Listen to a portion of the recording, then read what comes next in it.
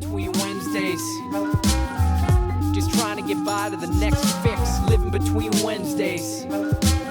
Prefer the comics over the Netflix. Living between. What's up, folks? I'm your host, Konrad, on Wednesday Night Reviews. And from superheroes to average Joes, here's what I checked out this week. So I got to read Trakovi, which is an awesome little comic based out of Edmonton. The creators live there, and it's actually based there. And Trakovi is a weird comic. I love it. It is definitely something that I feel like if you're into like Clerks, you're definitely going to like this, or Jay and Silent Bob. It is a crass, rude, violent comic that's very casual. So basically the story follows Trakovi, who's a Slovenian villain who's moved to Edmonton, and he's attending villain rehab, or Villains Anonymous, to try and better integrate into society, get over his villainous ways, although I don't think that's working.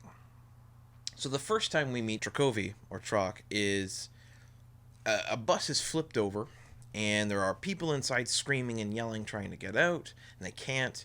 And Trak is squatted on what is the side, but is now the top of the thing, having a smoke, and he's basically talking at the poor victim who's shouting at him, trying to get free. And he's like, I feel sorry for you if this idiot had known what he was doing, that kind of stuff. And he points out another person, I'm going to say a villain, who somehow screwed up. Anyway, Trak lights a cigarette, says him a little wish, as you can see here, and then drops the smoke. We go 12 hours later, and all over the news, we hear reports that firefighters and police are still working to attend the blaze. So I'm pretty sure Trak just kind of killed a bus full of people. Like I said, a weird comic. It's definitely not a superhero comic, but it's got the realm of it. Trak himself is a little bit of a stereotype of like a Eastern European person, always wearing a tracksuit, swears a lot, constantly smoking, that kind of stuff. But it's played off well, and what I enjoy is his interactions with other people. So before he attends his villains rehab meeting, he stops by a sandwich shop or a deli to get some food. He literally walks in the door, lights a smoke. The guy behind the counter is like, "Hey man, you can't do that." And I'll put that interaction here because it's brilliant. And they basically swear at each other, and he puts the cigarette out on someone's hat. Like I said, not a good person, definitely something fun. From there, he goes to his meeting where we meet Pastor Jim, the lovely pastor, just trying to help everyone reintegrate. Super high energy, super positivity, as he needs to be. I'm pretty sure no one cares. Everyone is just like, yeah, whatever, dude. We also meet there his sponsor, Sing International, shown here. Great guy from what I can tell. Again, was a villain. Probably in some capacity still is a villain. But he's trying to be better, and he's a sponsor, so hey, he's worked his program.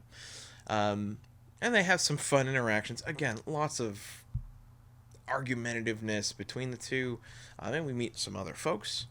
And then the issue ends basically when Trak and Singh get home, and Pastor Jim is there on the ground, been beaten to hell, and he's, in shambles. He's trying to scramble himself together, and he's warning them, and he points at a box. And we shift over to the box, and what awaits him there, Trak, is horror and revenge. And it is absolutely the cliffhanger ending you want to a first issue. The second issue is out, and I've read it. It is wonderful. It carries on this insanity that is Trakovi's life, and you will not be disappointed. One thing I definitely want to bring up is the art. So this comic is rough, right? The character himself, he's not a good person. He is problematic in many ways. He's literally murdered people. And the art style reflects this world very well. So there are times that the colors will bleed out.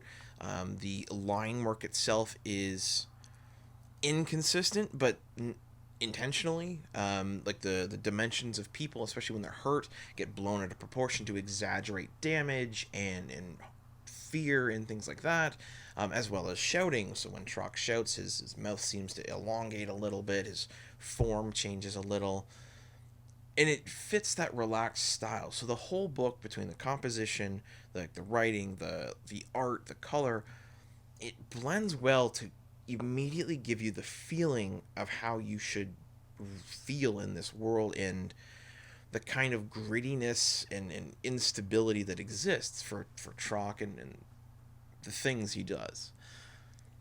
Absolutely, folks, you've got to check this book out. So one, links down below, check them out, get yourself some copies today of 1 and 2.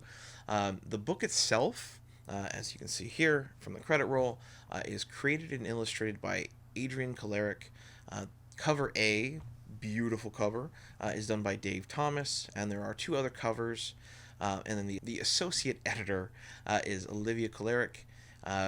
Again, Edmonton-based creators from Eastern Europe, I believe, probably Slovenia, and it is a wonderful book. You've got to check it out. It is gritty, not for children, not for kids, but it is something you will enjoy.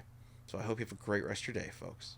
Golden age to present, digest to oversize. Never miss new comic day. Yeah, no surprise. So where's my no prize? Check the letter columns. Can't find issue 2?